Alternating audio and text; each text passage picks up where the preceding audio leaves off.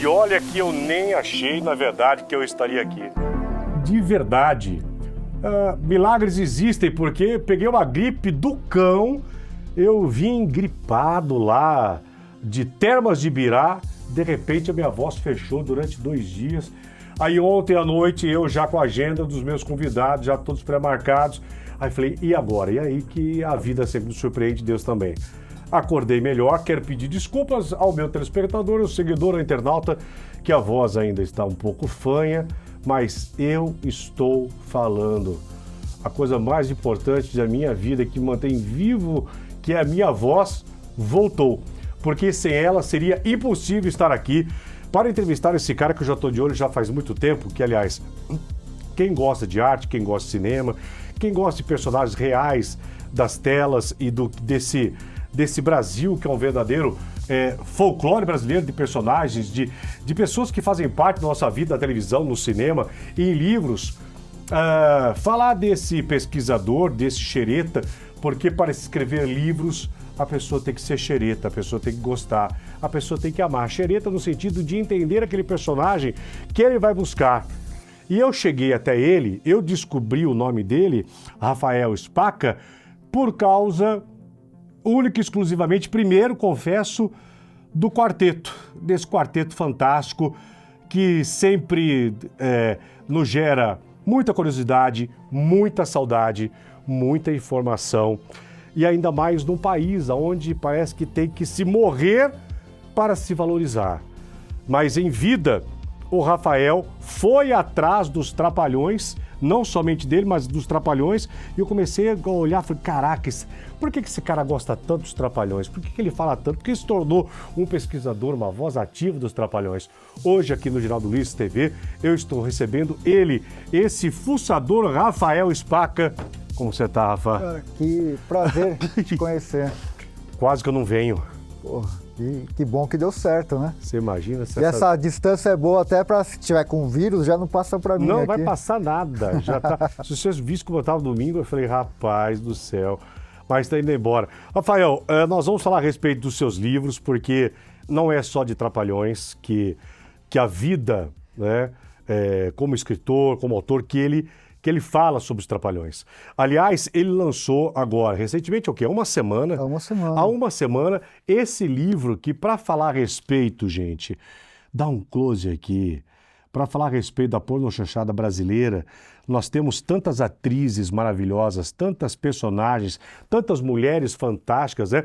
Eu, que quando se fala da pornochanchada, Rafael, eu tive a honra de contar a história na Rede TV do nosso querido Davi Cardoso. Sim, que é conhecido como o rei da pornochanchada. Cara do céu. Ele está no livro, assim, como intruso, porque esse livro é uma ode a todas as mulheres, né?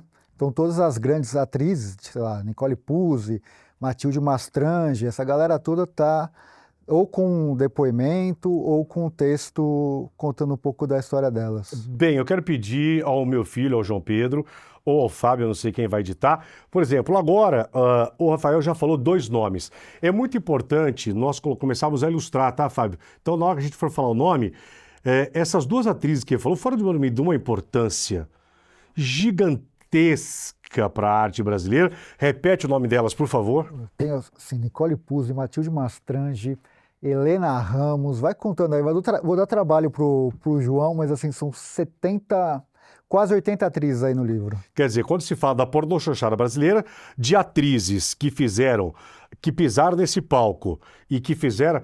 Mas, Geraldo, a pornochanchada era uma coisa meio que prostituída, ela foi entendida errada durante muito tempo, né, Rafael? É uma coisa soft, né? Se você for ver hoje o filme de pornochanchada, então... dá para passar ao meio-dia na televisão. Mas na época... Na época. A gente está falando de uma época que ainda era ditadura militar, depois teve o momento que já era o início da redemocratização, mas são mulheres fundamentais para contar a história porque elas são disruptivas nesse sentido, né? O Brasil é um país machista e a partir delas as atrizes, né, começam a ganhar mais do que os atores E elas são a grande atração dos cinemas. Então, assim, eram elas os destaques nos cartazes, a letra com um nome muito maior, né? Tudo girava em torno dessas mulheres, né? As pessoas iam ao cinema para ver essas mulheres, né? Tô falando aí de Vanessa Alves, Zaira Bueno, cara, tem tanta... Cada um de uma época, sei lá, 40 a mais, tem a sua atriz predileta, né? Eu vejo aqui, eu abro na página 151 e eu vejo aqui Elza de Castro. Elza de Castro. Que trabalhou, olha aqui, coisa que eu... Ô, Geraldo, mas você não sabia? Não. Quando um pesquisador como ele, porque é um pesquisador, eu vou ter que pedir desculpa ao Rafael, e eu vou pedir desculpa também ao telespectador, que essas tossidas elas serão necessárias, ok? Porque quando a gente fala de um escritor como você, que é tão importante, porque você resgata esse trabalho. Quantas páginas essa obra? Que isso aqui é uma obra. Tem 500. Cara, você imagina uma obra de 500 páginas. Sabe quanto tempo demora? O trabalho de pesquisa. E não é qualquer um que consegue fazer isso. E quando você vai buscar uma história tão rica quanto a Pornochanchada, aí você vai descobrir as atrizes, a história da vida dessas atrizes, com quem elas trabalharam, por que elas com a Pornochanchada, e aí eu descubro, através de você, Elza de Castro. Olha a foto dela aí. Trabalhou com Mazzaropi, Dedé Santana. Fez Trapalhões. Ela foi casada, você lembra do Mariel Scott? Não vou. O cara do Esquadrão da Morte, cara. Esse cara tem uma história fantástica, assim, Posso já falar? Quase um miliciano. Que gostoso entrevistar você. Vai longe essa entrevista, tá? Esse cara é um cara histórico. E que era enfim, a morte dele foi uma morte super suspeita e tal. Então ela tem toda uma história de vida bem rocambolesca, assim, nesse sentido. E aí você descobre que ela foi descoberta, que ela foi, né, revelada pelo nosso querido Chacrinha. Exatamente. E a Elza também foi uma das que rebolava. Sim. Que coisa. A Rita Cadillac, por exemplo, escreve o prefácio desse livro. Ela esteve aqui no seu... Esteve aqui. Como que você classifica a Rita Cadillac? Cara, a Rita, pra mim, é uma lenda, né? Ela é uma daquelas pessoas que você sabe que quando morrer vai ter o nome de rua, ou uma praça, ou uma escola, vai ter, sabe? Assim, porque ela é uma lenda, né? Eu tenho muito respeito por essas mulheres, por essas pessoas que marcam a televisão, né? Mais uma vez, eu quero mostrar o livro aqui do Rafael. Comprem, por favor, nesse país que precisa ler mais. Mas é ler mais sobre... Eu peço, por favor, para desligarem o celular aí, como a gente já pediu. Nesse país que se lê tão pouco...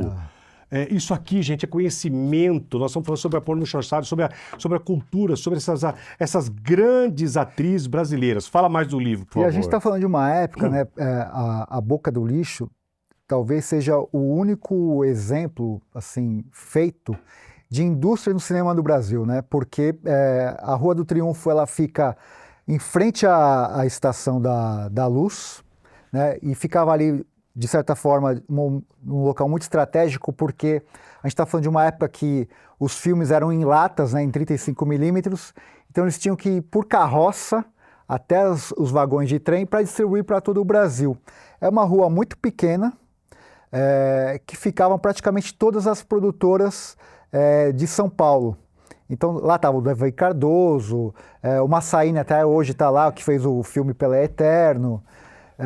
Todas as outras produtoras estavam ali, e eram filmes que assim, as pessoas falavam, vamos fazer um filme. Então o cara não era necessariamente um cineasta, mas tinha vontade de fazer. Então ele vendia às vezes o carro dele, falava, pô, gostei de uma atriz e tal, vou fazer o filme, e fazia isso em 1, 2 semanas.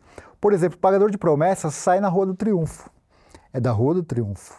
O filme Amor, Estranho Amor da Xuxa, aquele polêmico filme, ela está no livro, saiu na Rua do Triunfo. Vários outros filmes. Mazzaropi chegou a transitar ali, vários outros caras. Dedé Santana, por exemplo, antes dos Trapalhões, fez produções na Rua do Triunfo. Vera Fischer, Cristiane Torlone, Tarcísio Meira, tantos outros. Tem muita gente, é claro, que quer ocultar essa parte, porque, de certa forma, sente um pouco de vergonha, não quer... Mas, assim, a Triunfo foi talvez, a maior escola de cinema do do Brasil. É uma história muito larga. A pornochanchada é um pedaço dessa história. Eu estou contando com um outro ângulo, falando só sobre as atrizes da pornochanchada. Mas a Rua do Triunfo fez muita coisa, cara. Onde entra aqui no teu livro Dercy Gonçalves? A Dercy, ela fez chanchada, né? Que a pornochanchada é uma variação da chanchada, né? Por que pornochanchada? Eu já ia te perguntar agora. Porque ela tinha a sugestão, né? Então não era nada explícito, depois virou explícito. A chanchada era Dercy, Oscarito, Grande Otelo, essa galera toda, né? Com a produtora lá, Maristela. E a pornochanchada, ela é uma coisa que tinha a comicidade, mas tinha aquela malícia. Então, tudo era muito sugestivo. Era o casal que era sempre com comédias meio eróticas, nesse sentido, né? E virou um termo que pegou e fez fama. Para você ter uma ideia, as sessões da pornochanchada, assim, a gente está falando da Cinelândia paulistana, né? Na rua, na Ipiranga, São João, aquele quadrilátero ali do centro, que tinha os grandes cinemas, né? São João, Ipiranga, todos os outros que, infelizmente, Marabá. O Marabá até existe, mas já com uma outra remodelação. As sessões que mais lotavam era do horário do almoço. Porque a gente está falando de uma época que tinha os office boys.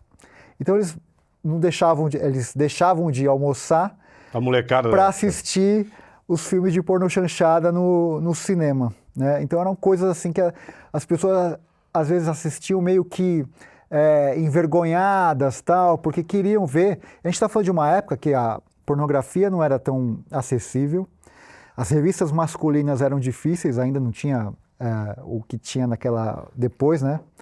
Então, para o cara ver um corpo feminino, tudo, a chance que ele tinha era ver um filme de pornochanchada. Então eles iam lá para, entender. A gente está falando de uma época que é uma época ainda do começo da liberação sexual, né? As revistas, por exemplo, ou era a camiseta da mulher molhada, ou só podia mostrar um seio, mas nunca os dois, né? A mesma coisa na pornochanchada, né? Eram ângulos que não desvendavam tudo.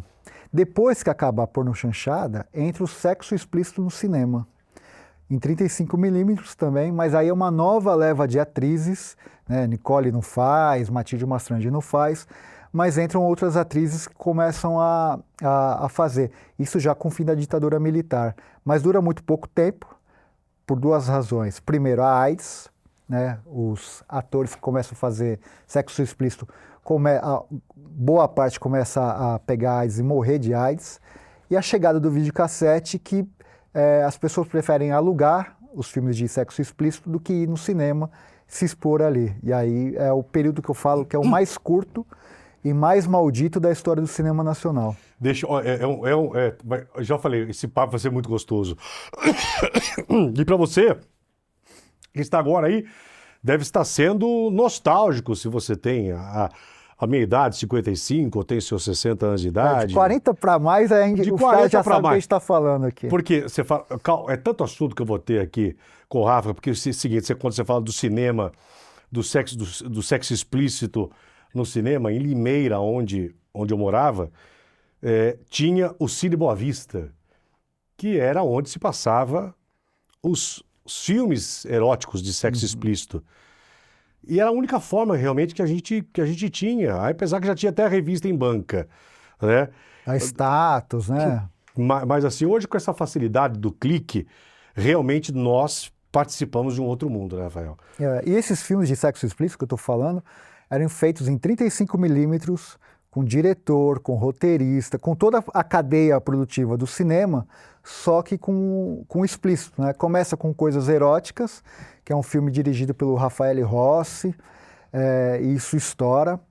E aí as pessoas veem que aquilo faz um sucesso e tudo começa a mudar a partir dali, né? Então, aí vem Débora Muniz, Márcia Ferro, tantas outras... A Márcia Ferro foi uma rainha, né? Cara, ela foi, Tá viva? Tá viva. Puxa, onde ela vive? Eu não sei onde ela vive, assim, mas tem duas questões. A Márcia virou meu tema de Acha ela pra mim, Jefferson. monografia, Na Casper Libero, eu fiz uma... Eu bati muita punheta com a Márcia Ferro, mas muita. Você sabe que a Márcia Ferro, isso assim, as pessoas não têm uma ideia do tamanho dela. No Bexiga, você deve ter ido lá, tinha o Teatro Márcia Ferro, você lembra disso? Claro. Cara, ela ficou tão famosa e tão gigantesca... Que teve que abrir o teatro. Que ela abriu um teatro e a atração... E as sessões? Então, as sessões eram o seguinte, para as pessoas entenderem por que ela atraía público. Ela falava assim, ó, eu vou escolher alguém da plateia para contracenar comigo no palco. E aí as pessoas lotavam tudo, ela foi capa da revista Trip. Enfim, a Márcia é uma lenda. E eu fiz uma monografia... na Casper Libero, né? Eu fiz Teorias e Práticas da Comunicação na Casper, e ela foi meu objeto de estudo lá nessa monografia. Eu contei um pouco da história da vida dela. Com quantos anos terá? Pesquisa para mim, por favor. Hoje, quantos anos tem Márcia Ferro? Vamos ver. É uma lenda, cara. Quantos anos você acha que deve estar? Uns 50 e pouco, 60 acho por um aí. pouco mais, né? hein? É. Agora, Rafael, quantas atrizes da pornô chanchada? 64? 64? É rápido. Tá jovem. É rápido. Agora, quantas atrizes? Ele deve ter ido lá.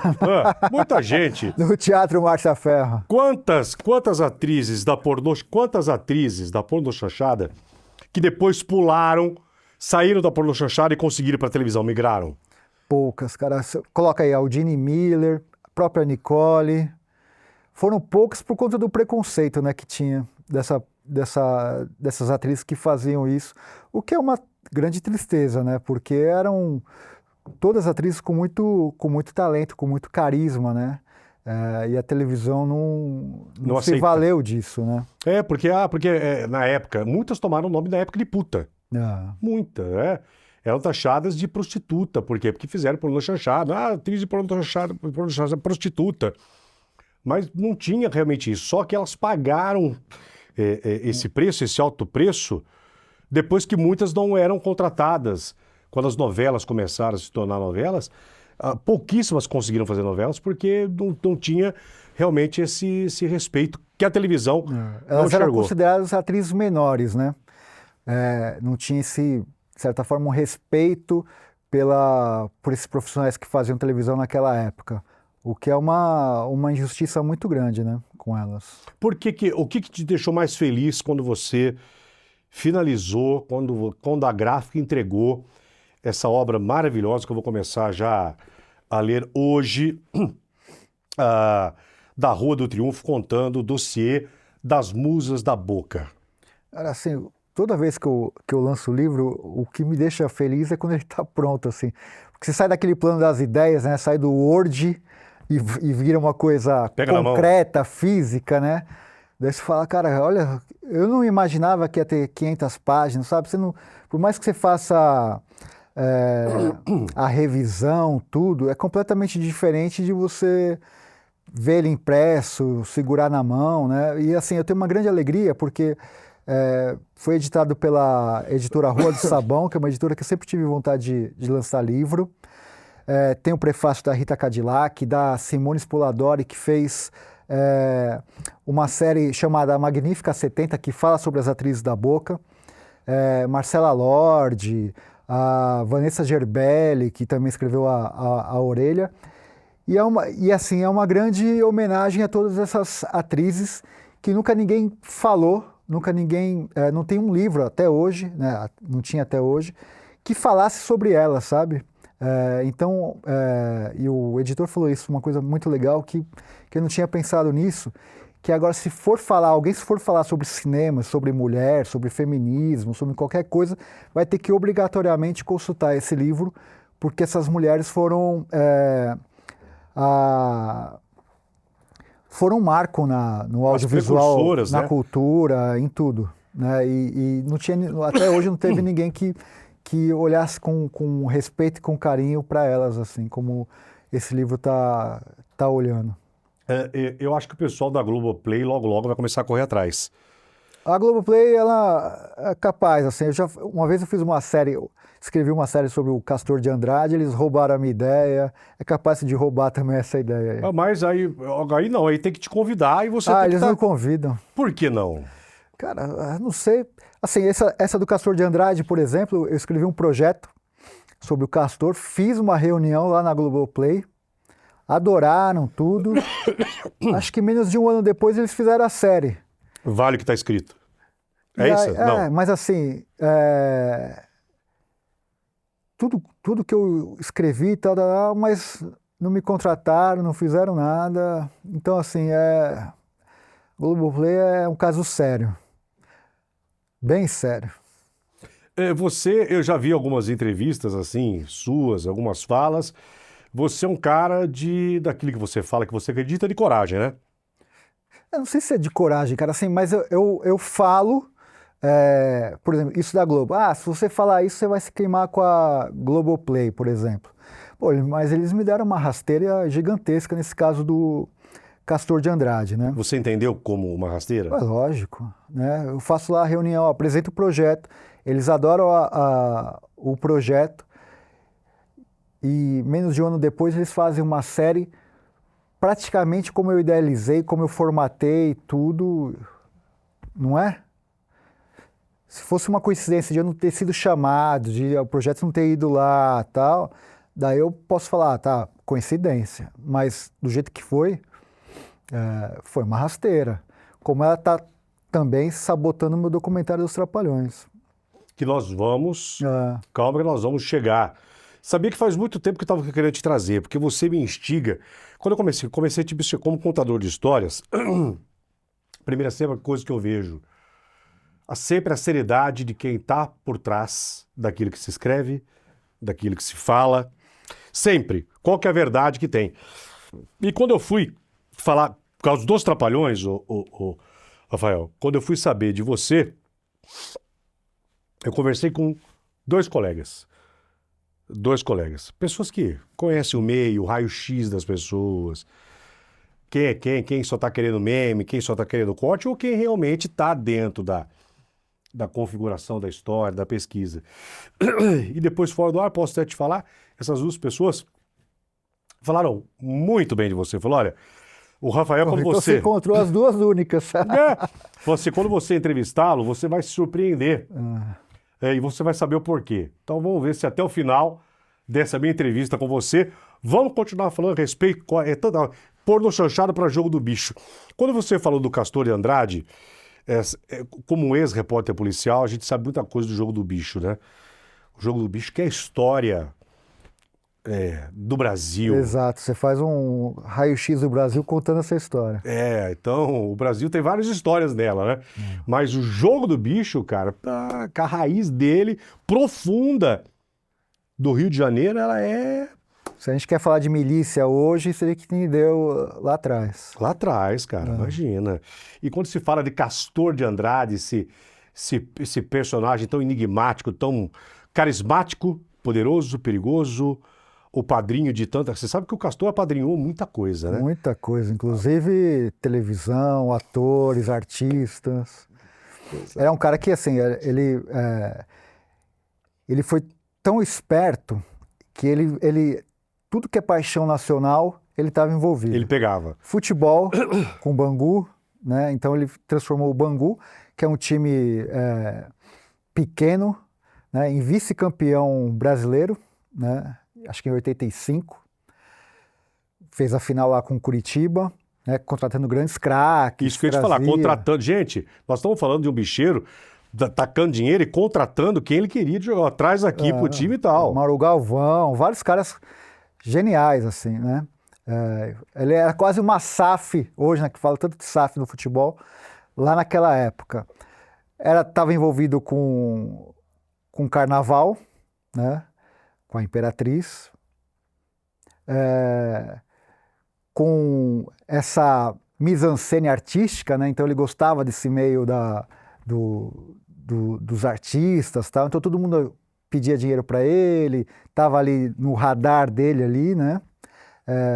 Então você vê, música, carnaval, futebol, era mulheres, tudo lá. Mulheres, imprensa, é um cara que... E assim, como a imprensa tratava ele, né? Era um cara que era um contraventor, mas virou um ídolo nacional. A imprensa ia pra cima dele, né? Como um rei, Tanto é que, se eu não me engano, a revista Isto É, quando lançou os 100 maiores brasileiros do século passado, ele estava entre os 100 maiores, sabe? Por conta disso tudo, assim, né? O Castor, o projeto que eu escrevi chama Castor Saída Bangu, né? Para quem gosta de futebol sabe que Saída Bangu é aquela coisa meio desorganizada, né? E a ideia era contar todas essas nuances dele, assim, como um homem, né? Que ditou a vida principalmente do Rio de Janeiro, né? Então a ideia era apenas do Castor, que você levou para Globo, ou era do Jogo do Bicho? O Castor, assim, é o maior, é o ponto fulcral da história do Jogo do Bicho, né? É lógico que tinha outros, né, que estavam, mas o Castor, ele tinha uma coisa da fleuma, né, de querer, ele era um pouco pavãozão, assim, né? Ele gostava dos holofotes, ele gostava Então, ele se tornou a figura mais notória ali daquela fauna e daquela flora que existia na época, que ainda existe, né? Mas não como era naquela época dos anos 70, 80, até 90, assim. Mas eu acho que você pode pegar um grande colega cineasta, alguns investidores e contar com esse teu documentário e fazer aí uma... Mas não é fácil, cara. Não é fácil, eu sei disso. Vou te falar dos Trapalhões, eu tô penando. Né? Tô 8 anos aí tentando, por isso que aqui eu trouxe até camiseta. Caraca, Atrapalhada Sem Fim, o documentário mais perseguido e sabotado do cinema nacional. E essa Lei Rouanet não poderia te ajudar? Ela não fiz não por qualquer problema, eu acho a Lei Rouanet importante, mas foi um projeto que, assim, a gente já vai entrar nessa dos Trapalhões? Não, ainda não. Segura. Tá. Eu perguntei da Lei Rouanet. Gente, é o seguinte, se a Lei Rouanet for usada para quem precisa, né? Eu acho ela incrível. Ela é importantíssima. Ela é exato, não vem com essa... não, porque ele é Rei Leão. Para. Se você entender para que é a Lei Rouanet, é que tem algumas pessoas que realmente não precisavam e caem no colo dessas pessoas, politicamente, essas pessoas acabam recebendo quantias e elas vivem e sobrevivem sobre a Lei Rouanet. Mas ela é fantástica.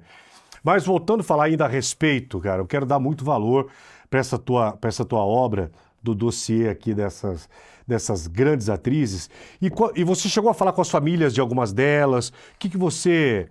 Das que foram, como que você chegou? Por exemplo, quais vedetes importantes já mortas? Qual foi a maior dificuldade já das mortes e como que você conseguiu? A maior dificuldade, assim, o Brasil é um país sem memória, como você disse, né? Não tem registros, tem muitas atrizes que sumiram do mapa por vontade própria, então teve umas que viraram evangélicas, outras casaram com caras e até trocaram de nome porque não querem mais serem localizadas, e pouquíssimas são as que ainda levantam a bandeira, falam, eu fui uma atriz, tal, né? E assim, tem gente que fez um filme, 2, e não tem você não acha nas redes sociais, você não acha... Então o que eu fiz? Eu assisti o filme, olhava aquilo e falei, vou fazer um texto sobre ela, buscando as informações que eu tinha e consultando pessoas próximas para falar um pouco dessa atriz, tal. Então, a grande dificuldade é a falta de arquivo, a falta de memória, né? A própria falta de digitalização das matérias, né? Então, assim, um jornal que cobria muito esse período era o Notícias Populares. Então, foi muito importante ali para poder pegar alguma coisa delas, mas elas foram praticamente ignoradas por quase todos os meios de comunicação. Então, qualquer uma, né, que não esteja viva, é muito difícil você falar. As que estão vivas eu consegui entrevistar, consegui pegar um depoimento, e as que, infelizmente, faleceram ou não querem falar sobre isso, eu falei através de vendo filmes ou perguntando para uma, perguntando para outra, perguntando para os diretores, né? Eu entrevistei também alguns produtores, alguns cineastas para poderem falar sobre elas. Isso me ajudou a criar esse emaranhado de informações a respeito de pessoas que, infelizmente, não têm um registro. Às vezes só o nome no crédito no filme, mais nada, não tem nenhuma biografia, nada, nem na Wikipedia, por exemplo. Quanto tempo demorou para escrever esse livro? Foram 2 anos Eu imaginei, escrevendo. cara. Que é difícil, porque quando você vai falar sobre alguém que você pode ouvir a família, tudo é mais rápido, né? Quem viveu, mas de pessoas que já foram. Nós estamos falando da década de... Você coloca aí 70 e 80, praticamente, né? Começo dos 90 também. Tem muita que assim, que tá viva, mas assim, não quero mais falar, isso não faz mais parte da minha vida. É muito difícil, cara, fazer um trabalho de memória, de resgate. Você sabe disso como... Quantas pessoas se negam a dar entrevista porque não querem falar, ou quando você acessa, não consegue desenvolver um raciocínio para falar sobre aquilo que foi o ofício, sabe? Então, quantas vezes, sei lá, você deve ter passado por isso, vai entrevistar uma pessoa para aquela pessoa falar do ofício dela, é uma dificuldade porque não consegue desenvolver Então tem muito disso, assim, né? Para quem pesquisa, para quem produz, é uma coisa... São poucas as que conseguem desenvolver e refletir sobre aquilo que viveu, sobre aquilo que produziu, sobre aquela época. É uma coisa bem complexo. Mas como pesou isso, não? Que coisa... Você vê só, gente, atrizes, mas a pornografia, Geraldo, mas por que pesou tanto para que hoje elas apaguem esse passado? Ficaram rotuladas, né? É isso. Acho que assim, o principal é o machismo, né? Eu digo isso tanto na televisão, né? Por isso que acho que muito diretor e produtor de novela não teve coragem de chamar essas atrizes, como para elas virarem a página e ter uma vida normal, tiveram que até mudar de nome para poder seguir a vida e você não conseguir achar elas em busca na internet e tal. Tem uns que estão morando até no exterior, que casaram com homens milionários, mas que esses caras nem fazem ideia que elas foram porque elas quiseram apagar isso. Olha que interessante, quando você vai pesquisar, olha a importância, me perdoe a pigarra, eu achei que nem aqui estaria. Minha voz voltou, gente, graças a Deus. Estou falando até baixinho, porque ele não sabe, mas ele tem mais 2 horas de entrevista aqui comigo. Vou tirar tudo dele. Porque quando você vai fazer uma pesquisa dessa, você descobre tanta coisa. Você fala, mas como assim, cara? Impossível. Impossível que isso tenha acontecido. Qual o melhor filme de pornô chanchada? Uma pergunta, se eu colocar aqui o YouTube derruba, será ou não? Não sei, acho que não. Vai dar direito autoral sobre o arquivo. Vai dar limitação de entregar para o público. Tá, então vamos só colocar foto. Qual o melhor filme? Porque é difícil, hein? Mas escolhe um pra gente... Pra pôr aí no... pra gente só dar uma chamada. Por exemplo, você lembra do filme do Spielberg, Tubarão? Sim, claro. A Pornochanchada fez um filme parecido, chamado Bacalhau. Então tinha muita paródia, por isso que tem essa coisa de... Né, a Pornochanchada, ela achincalhava-se. Ela esculhambava. Tudo, né? Então, assim, tinha muita paródia, tinha o Inseto do Amor... Posso falar uns nomes aqui, que eu tô vendo na página. Eu tô vendo na página 170 e na página 432. Os títulos são maravilhosos, cara. Olha os títulos. Posso? Vamos lá. Primeiro, A Virgem Camuflada. As Amiguinhas. A Orgia das Libertinas. 2 Estranhas Mulheres. As Prostitutas do Dr. Alberto. As 6 Mulheres de Adão. Sacanagem. Outro filme. Prostitutas pelo Sexo. Tara das Colegiais. Curral de Mulheres. Desejos Sexuais de Elsa. Suzy. Sexo Ardente. As 6 Mulheres de Adão, já falei, tá? As Amantes de Ellen, quer dizer, os homens da época não queriam ver um filme desse? Não, os cartazes, cara, lindos, maravilhosos. Sabe uma curiosidade? O Zé do Caixão fez filme de sexo explícito. Só que ele não usou o nome dele, usou um pseudônimo. Então ele fez lá 48 Horas de Sexo Explícito. É um filme do Zé do Caixão. Você tá de brincadeira. Ele fez filme de...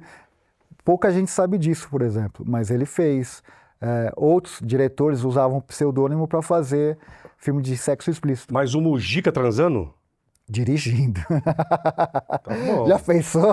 Pô, calma Dirigindo. lá. Geraldo, a sua mente, você é muito poluído. Mas dirigindo. O Mujica. Você sabia que o Mujica, que o Zé do Caixão morou em Limeira, né?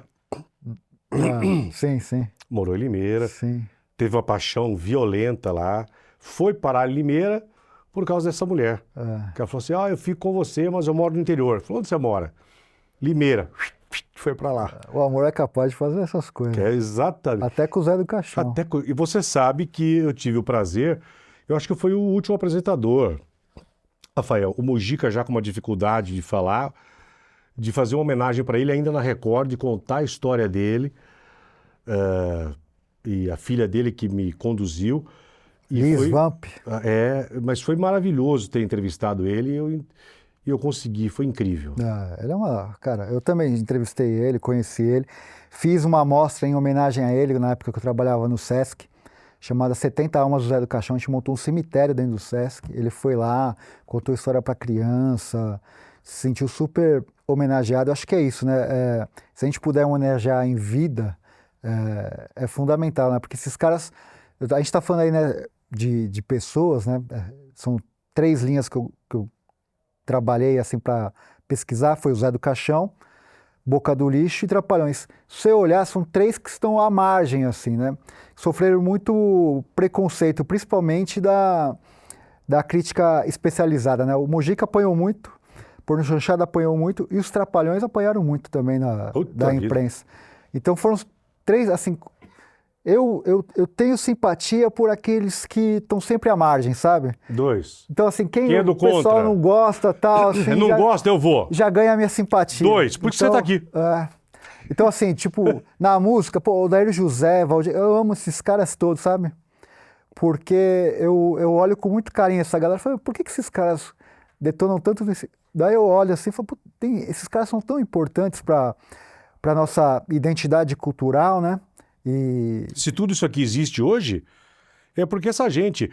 Quando eu vejo o maravilhoso ator, o Matheus Nastergalli, é isso? Nastergalli. O Matheus fazendo o Zé, o Mujica... Foi incrível. Pô, que coisa maravilhosa. Matheus, que obra... É que eu não posso colocar aqui, senão vai dar direito autoral. Mas que coisa... E o Matheus entendeu isso, né? Aquela incorporação dele... Foi perfeito. Personificou o Mujica de um jeito incrível. Incrível, exatamente. E aí a gente tem você que faz esse resgate e que acaba em páginas eternizando e deixando para que os brasileiros se alimentem dessa informação cultural. Ou eu estou falando aqui, coloca a foto, de repente, acho que o Fábio e o João já fizeram isso. Por favor, sempre quando se fala das vedetes, da Porno Chanchada, pode colocar fotos aí, tá? Exagere nas fotos. Foram quantas, então? Algumas, aí tem quase 80. Algumas, por exemplo, foram telemoças do Silvio Santos. Zaira Bueno. Zaira Bueno não, a Zélia Diniz. Zélia Diniz foi casada com Arlindo Barreto. O Bozo, que é o que virou o personagem do filme Bingo, né? O Rei das Manhãs. Ela era telemoça do Silvio e foi para fazer filme na Porno Chanchada, na Boca do Lixo. Entre outras atrizes que, por exemplo, o Silvio, por exemplo, revelou muitas atrizes para Boca do Lixo, para Porno Chanchada, né? Estou citando aqui a Zélia Diniz. Essas atrizes, elas marcaram... Tinha gente que, por exemplo, o diretor, o produtor, estava andando pela rua de São Paulo, achava uma mulher bonita, falou, você não quer fazer um filme?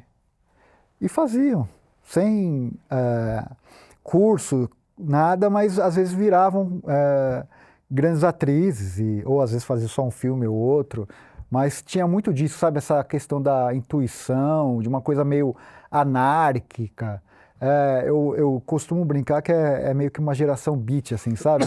De fazer, o cara era sei lá, um padeiro, tinha dinheiro, falou, eu quero fazer um filme. Tinha essa ambição de fazer um filme. O cara ia lá, fazia o filme em 2 semanas e o filme estreava no cinema, né? É Sensacional. uma época que, assim, hoje é impossível você imaginar uma coisa dessa. Impossível. Você está falando do Silvio, né? O Silvio resgatou muitas mulheres, muita gente. O Silvio tinha essa visão e muita gente que trabalhou com ele foi resgatada disso, porque ele viveu isso aí.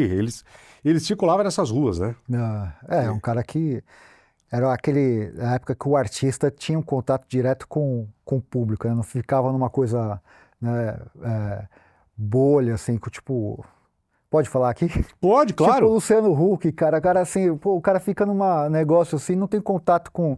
Então como o cara vai falar, sabe, de Bolsa Família, de uma série de coisas, sendo que o cara não vive a realidade, sabe? Eu fui uma vez, cara, eu fui assistir o show da Madonna na praia de Copacabana. Eu não vou cortar nada que as pessoas Não, sentam pode aqui. Ficar. Eu não corto nada, porque você concorda que seria um desrespeito Sim. ao que você acredita, que eu posso até lógico. discordar ou não. Mas tudo cara, bem o mais cortar. legal é as pessoas virem aqui e falar, eu quero dizer uma coisa, vocês já viram aí. Quem senta nesse sofá sempre terá o meu respeito, sempre. E o maior respeito, a edição, eu acho que é a maior prostituição, a maior canalice que se faz com alguém que é entrevistado. Por isso que hoje eu dou poucas entrevistas e quero dar cada vez menos. Porque falo, quando você fala, pera um pouquinho, aquela parte, fala, que sacanagem, meu. Pô, que sacanagem fazer isso comigo. Vou sair da minha casa para falar, vir aqui para sentar, para depois eu decidir o que eu acho sobre o seu pensamento. Não. Então, ok. Mas assim, o que acontecia, né? A gente está falando das atrizes, elas circulavam, andavam lá no centro de São Paulo, todos os diretores, né? A gente está falando de uma época que os próprios artistas, né, tinham esse contato, não tinha essa blindagem, né? E aí estava falando do Luciano Huck, que é um cara que, com o mérito dele e tal, conseguiu alcançar o que alcançou. Mas aí eu fui nesse show da Madonna, né? Assisti o show da Madonna lá na praia e tal. E tinha um espaço VIP lá, não sei o quê, que os caras, para chegar nesse espaço VIP, eles eram cercados por um monte de segurança, sabe? Esses caras, às vezes, não tiveram contato com o público, com ninguém. Como que esse cara pode falar do Brasil, de não sei o quê, se o cara não está inserido nisso? Se ele é blindado por uma série de pessoas que não deixam ele alcançar o povo, né? Por isso que o Silvio Santos era um cara, por exemplo, que entendia e se comunicava tão bem, porque ele entendia a alma eu estou falando dele como Chacrinha, como vários outros, que entendia, eles vinham do povo, né? E nunca se deixaram se perder, se blindar desse se contato, distanciar. Entendeu? Então, assim, acho que essa é a essência do artista, né? Principalmente um grande comunicador que fala para as massas, né? Mas quando se fala para a massa, quando se torna popular, é muito complicado. É muito. Depois sim, mas eu digo assim, é lógico que o cara não vai pegar um ônibus, não vai pegar o metrô, mas assim, ele entende o que aquele pessoal tá fazendo, entendeu? Ele não se blinda, ele não pega um helicóptero e faz assim. Ele circula, ele vê, ele tem um contato ali. Onde o povo está. A história está onde o povo está. Exato. Onde a verdade está. Você está falando, eu estou lembrando, a realidade é tão grande essa coisa você fala, pô, Geraldo, não tem nada a ver com o que você está falando. Você vê que até hoje a TV Bandeirantes, na calada da noite, na nossa época era sala especial.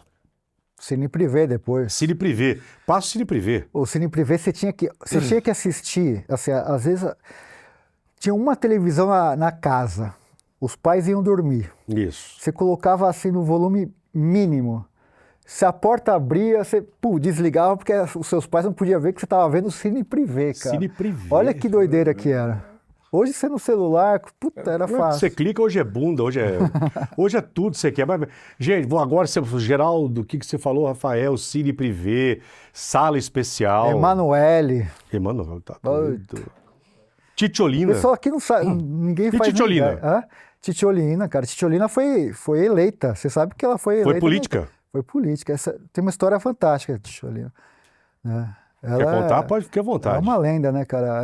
Tem várias histórias. Eu tenho uma camiseta da Titiolina, cara. Ela se candidatou ao parlamento italiano e chegou a perder, mas também chegou a ganhar. É uma história incrível da Titiolina, que Está tem só, biografias, gente, eu tem preciso da minha documentário. caneta. Estão fazendo a dália, mas eu sou cegueta. Precisa da caneta que eu não consigo enxergar. Perdão, Rafael, Caneta Teti. piloto, ele fez com a Caneta caneta piloto. Bic. Caneta, não consigo. Tô velho pra isso. Perdão, Teti. Não, mas é isso, Titiolina. Cara, entre outras grandes mulheres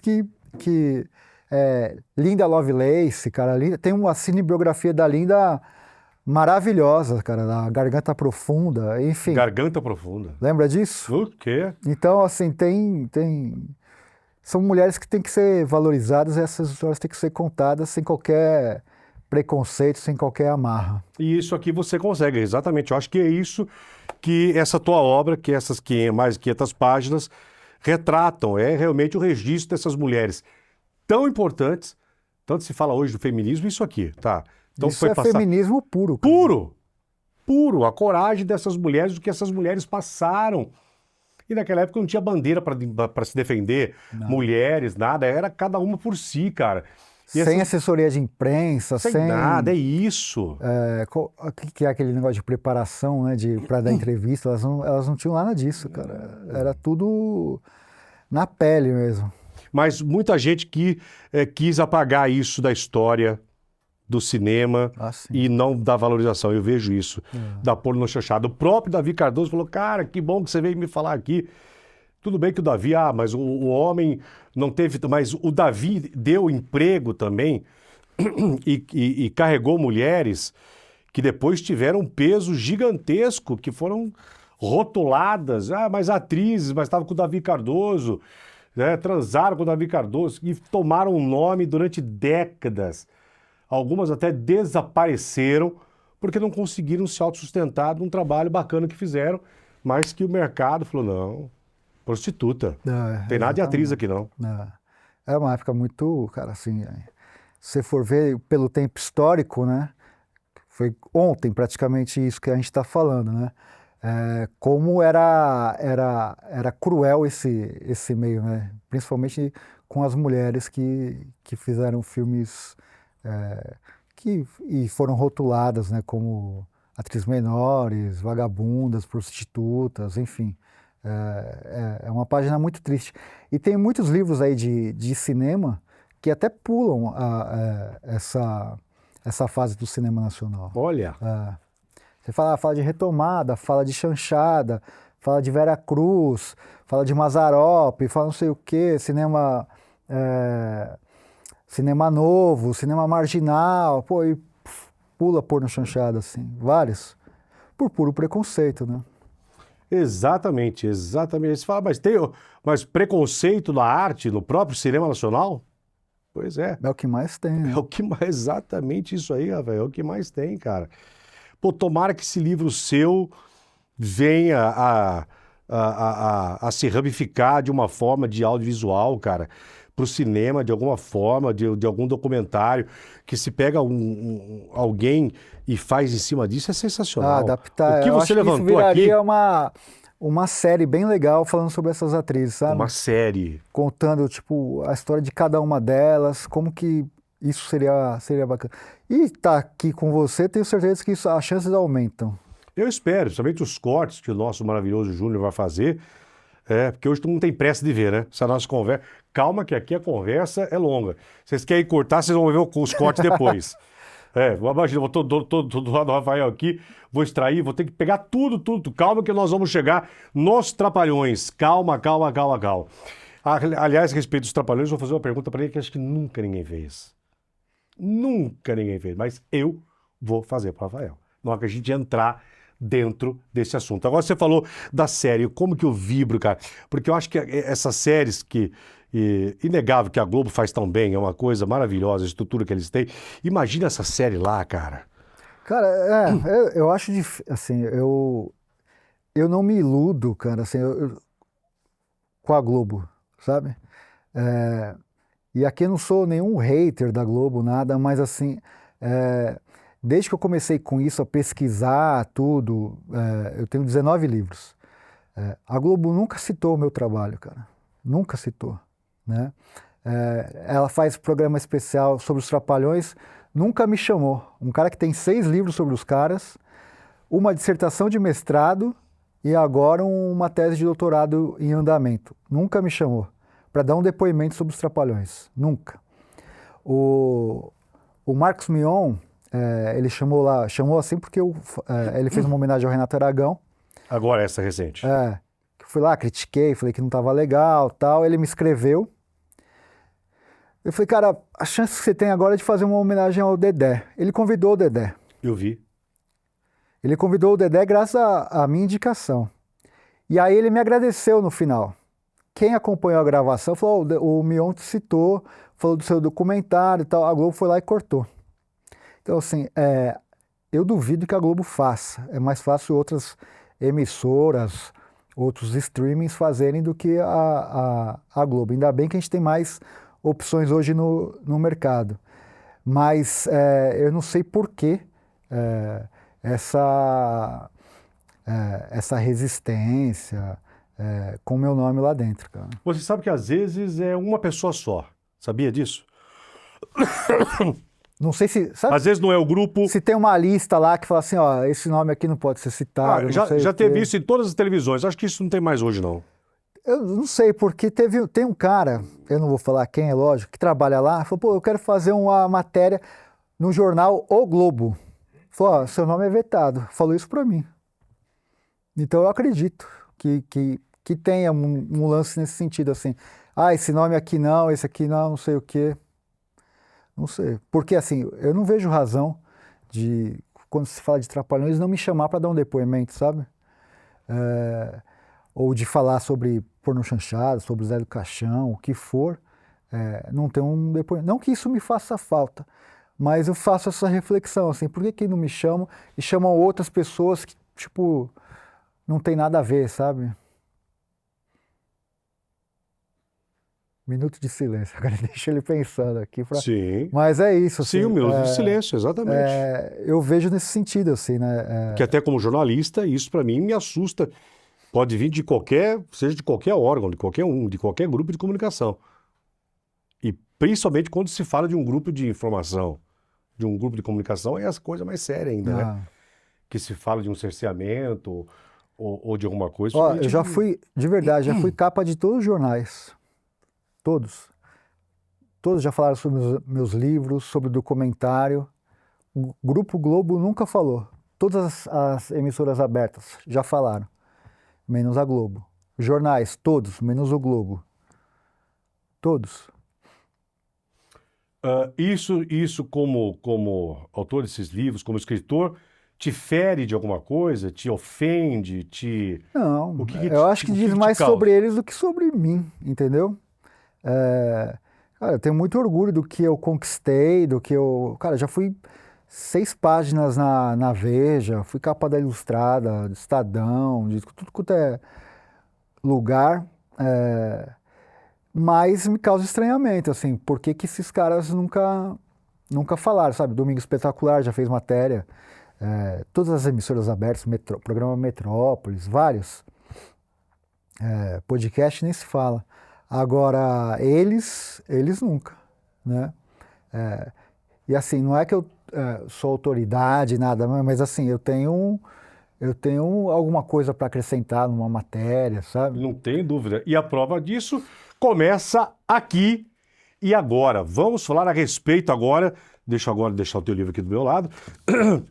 Vamos falar agora a respeito desses 4 eternos personagens que dispensam apresentações, fizeram parte das nossas vidas, fazem até hoje, tudo que se fala a respeito dos Trapalhões, é um assunto que mas é do passado, mas que sempre está muito presente. Quando que os Trapalhões chegou na tua vida? Chegou na minha infância. Eu era uma criança muito tímida, ainda sou tímido, mas era extremamente tímido. Nunca fui, cara, não tenho poucos amigos até hoje, assim, eu sou um cara meio reservado e tal. Mas eu enxergava neles, tipo, amigos, sabe? Eu gostava mais deles, e sempre gostei, no cinema do que propriamente na televisão. Então eu era daquele cara que, tipo, nas férias escolares, né, eles lançavam os filmes sempre nas férias, ou do meio do ano, ou do final ou do final do ano. Normalmente 2 filmes por ano. eu era aquele cara que nas férias ia assistir os filmes deles. E amava os filmes deles, gostava, via aquilo uma coisa maravilhosa. Sessão da tarde, tudo, acompanhava os caras. E era louco por eles, assim, de aguardar o próximo filme e tal.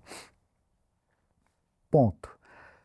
Aí quando eu comecei a ficar maior tal, eu lembro que a Globo passava, acho que antes do SPTV, alguma coisa assim, a reprise dos melhores momentos. Então eu acabava a escola, eu corria, cara, para pegar o ônibus, chegar a tempo de assistir esses melhores momentos. Passei a gostar um pouco mais deles na televisão, tal, porque tinham quadros maravilhosos ali, inesquecíveis. E aí eu me formei em rádio e TV, acho até que por grande influência deles, né, de falar, pô, isso é legal, audiovisual, tal. Trabalhei lá na Rádio Cultura, FM, com música clássica, tal. E depois passei pela SBT e aí eu fui trabalhar no Sesc, na programação de música, teatro, de uma série de coisas, tal.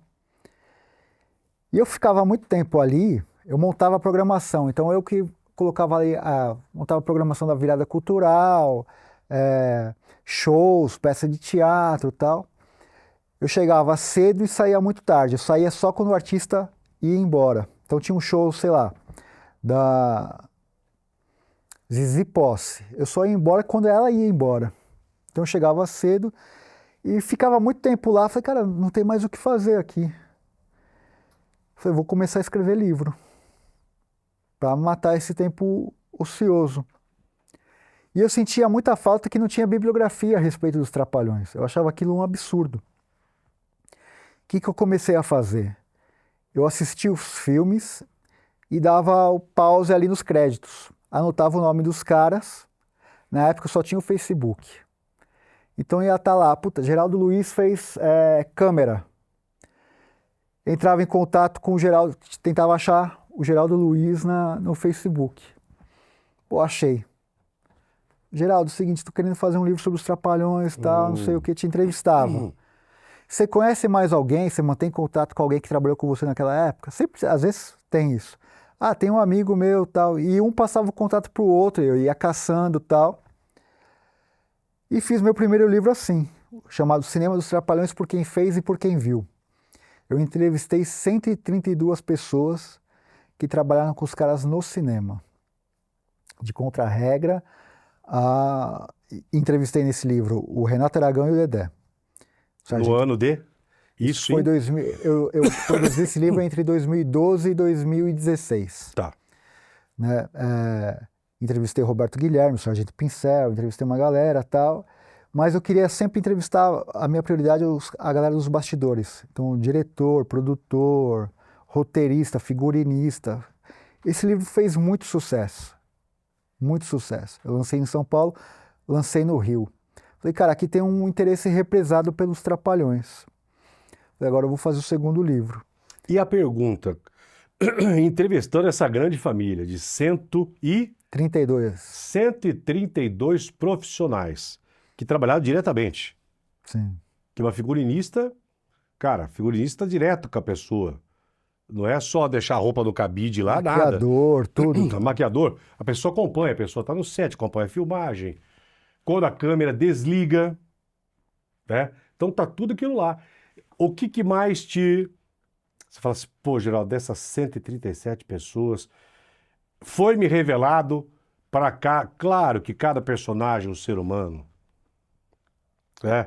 claro, mas o que te revelou e o que te despertou nesses 137 profissionais que trabalharam com o Renato, que trabalharam com o Zacarias, com o Mussum e com o Dedé?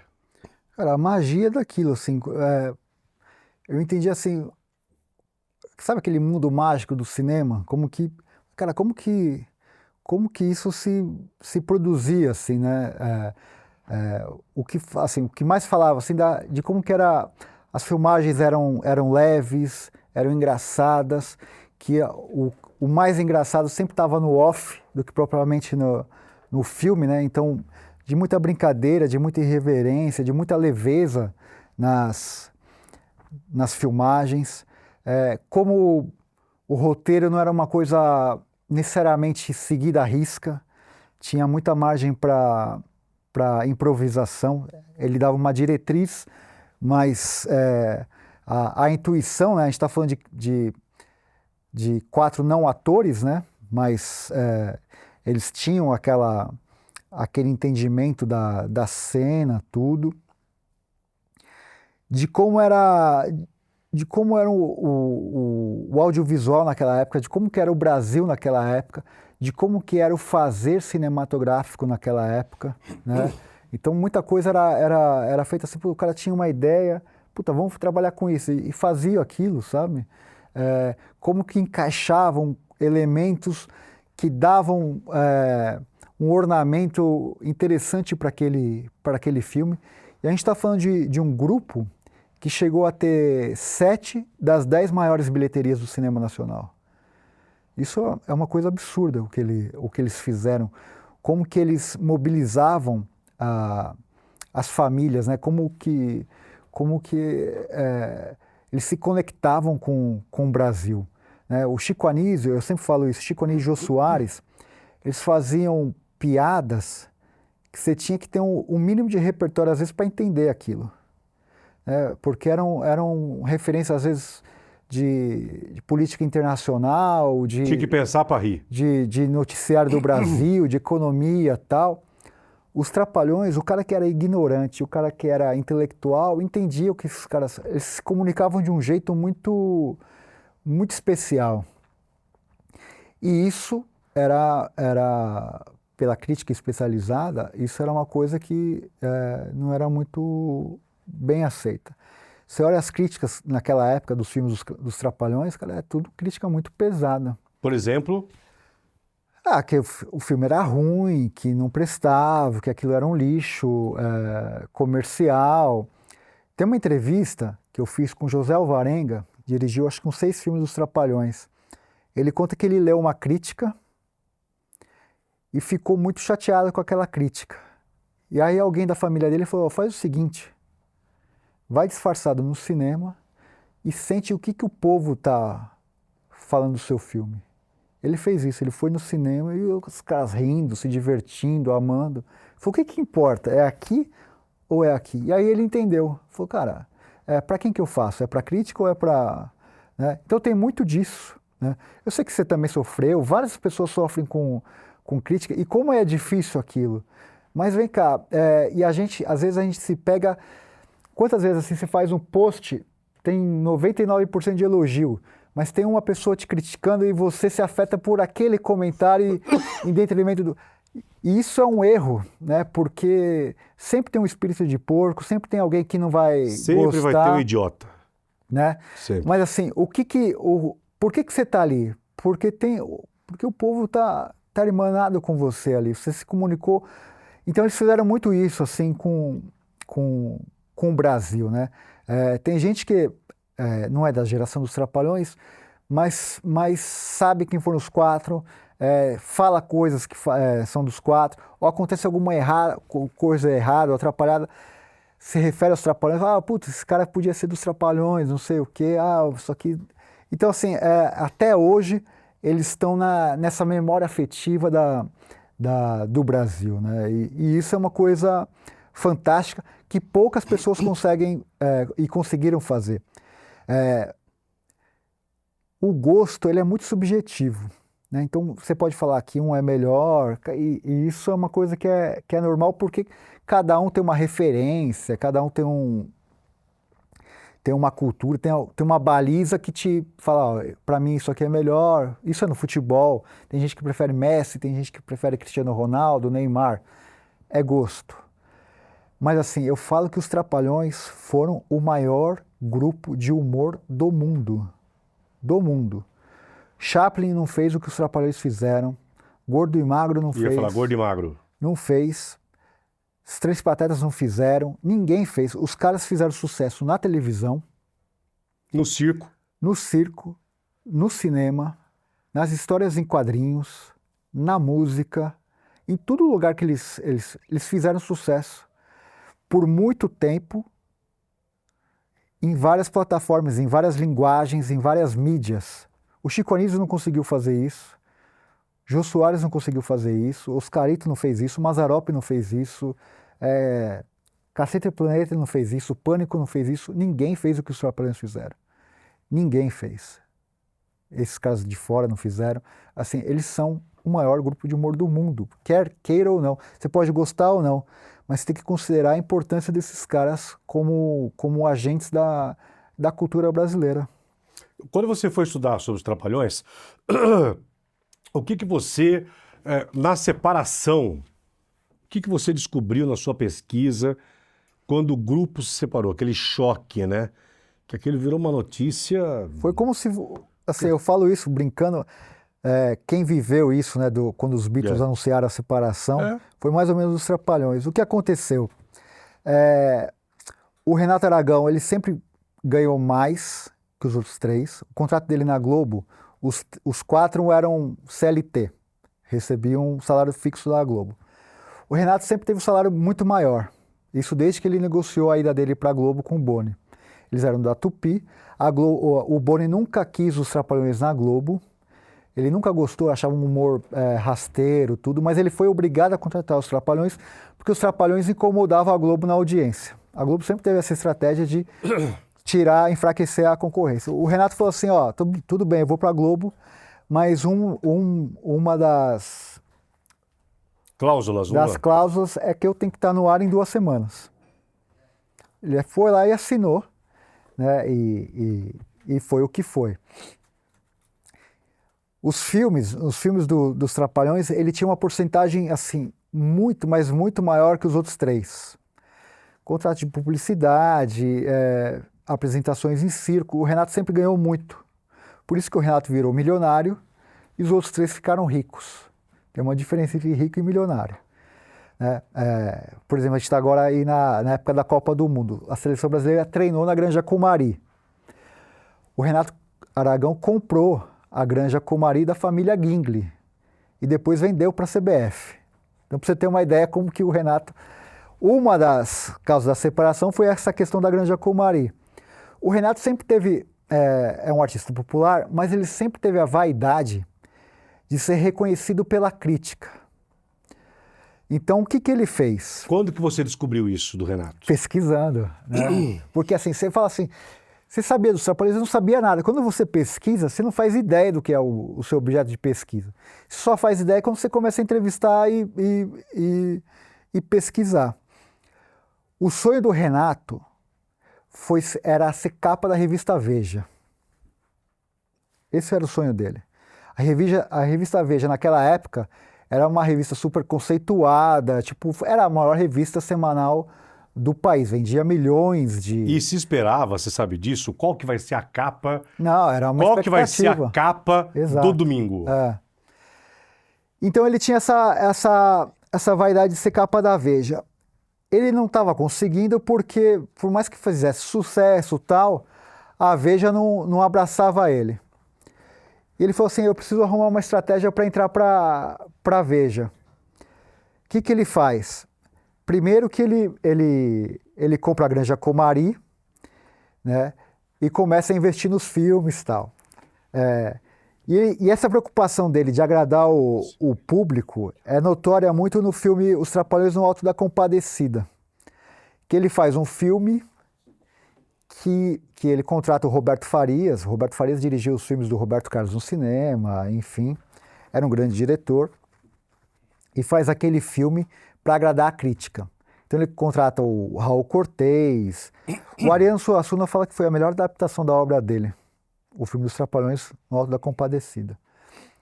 Mas o público não gosta daquele filme, mas ele fez um filme para a crítica. O Renato sempre teve essa preocupação de querer agradar a todo mundo. Enfim, vamos voltar para a questão da separação.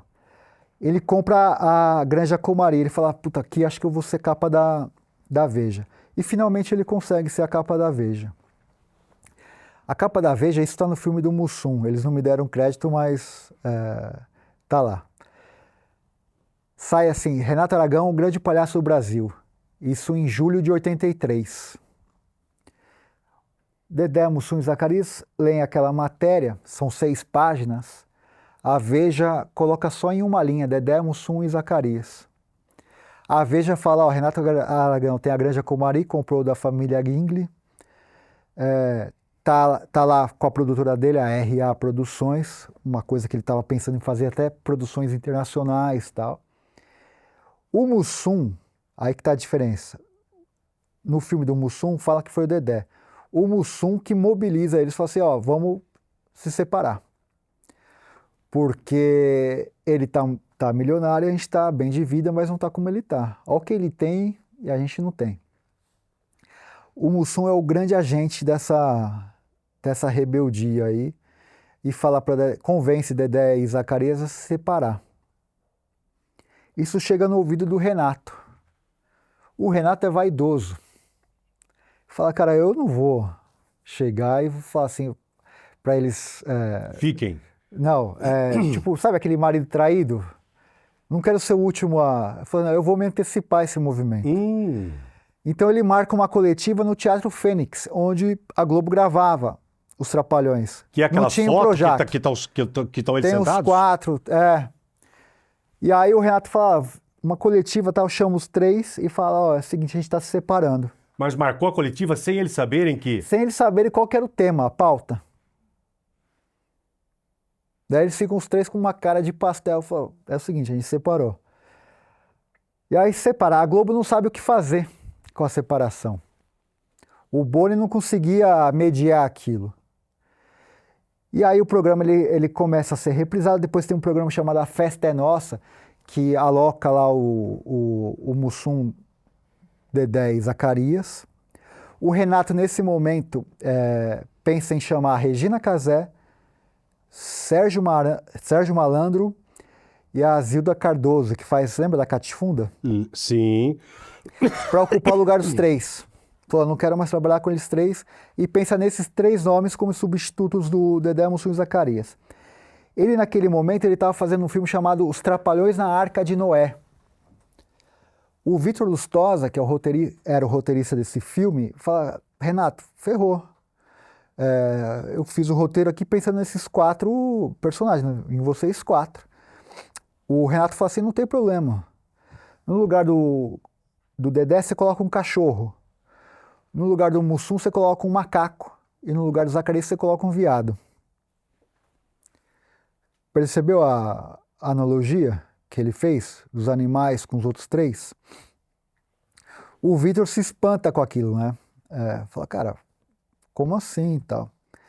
E aí tem uma guerra entre as 2 produções, porque Dedé, Mussum e Zacarias resolvem fazer um filme chamado Atrapalhando a SWAT, para concorrer com a Arca de Noé. Então vira O Trapalhão na Arca de Noé. O Sérgio Malandro participa, e é a primeira participação da Xuxa no cinema, uma leve participação. Ela faz uma cena lá de nem 5 minutos. E as 2 produções começam a concorrer entre si, porque o Renato queria provar para os outros 3 que não precisava dos outros 3. E os outros 3 queriam provar para o Renato que conseguiam fazer um filme sem o Renato. Só que os outros 3 não tinham a astúcia que o Renato tinha na questão comercial, sabe? De produzir, essa questão de produção executiva. E eles colocam um helicóptero, contratam Lucinha Lins, enfim, faz uma super produção. Atrapalhando a SWAT é melhor que a Arca de Noé. E os filmes, eles estreiam em dezembro de 83, quase que juntos. Olha aqui. Só que o público se divide. E fica uma coisa, tipo, quem tá de um lado dos 3, quem tá do lado do Renato, enfim. E o pau comendo, né? Tipo, um falando mal do outro. Isso tudo tá no meu livro, que eu chamo, o livro chamado Os Trapalhões, Modo de Ser, de Pensar e Se Expressar. Que eu peguei as aspas do grupo, o que eles falaram ao longo de décadas. E um falando mal do outro, um detonando o outro e tal. Enfim. Aí o Beto Carreiro, que era um cara tipo... Que era o padrinho deles, né? Que era padrinho, tipo uma eminência parda ali, fechava contrato, conselheiro, ele era tipo tudo ali. Até do Gugu. Até do Gugu. Ele em março de 84, ele tem a ideia de ligar para os 4. A gente está falando de uma época que não tinha WhatsApp, não tinha grupo de WhatsApp. Telefone, meu irmão. Telefone fixo. Ele ligou para os 4 no telefone fixo e falou, Dedé, vem jantar comigo nesse dia, nesse horário. Ele fez isso com Dedé, Mussum, Zacarias e Renato Aragão. Sem os 4 saberem que estava programado para se cruzarem naquele mesmo dia, naquele horário. E aí eles se encontram ali nesse restaurante no Rio de Janeiro e começam a chorar. O Beto Carreiro falou, se tá ruim junto, é pior separado. Porque o programa não está indo no ar, vocês estão perdendo receita, o filme foi o que foi, a bilheteria. Vocês precisam se reconciliar. Daí Dedé, Mussum e Zacarias colocam os pontos que tinham que melhorar naquela relação comercial e artística. Né? Porque a gente está falando de uma época que o Renato, no cartaz dos filmes dos Trapalhões, ele sempre está em figura maior, o nome dele é sempre maior e os outros 3 sempre menor. Você sabe que você tomou nome, agora chegou num ponto. Mas olha... Só um parênteses, as melhores piadas sempre ficavam com o Renato. O Renato sempre tinha mais tempo de cena que os outros 3. Mas não era o Renato que escrevia a maioria dos roteiros? Não, ele tinha a ideia, era o argumento, mas tinha os roteiristas.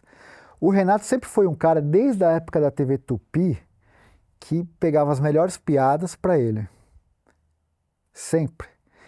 Eu não estou falando que ele foi desleal. Muita gente pode achar isso. Eu também acho que foi.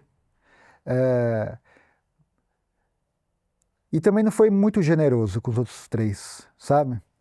Ele sempre se colocou como um cara acima dos outros 3. Por que você isso fala tá isso? Evidente. Por que você fala isso, Rafael? Porque é um fato. É um fato.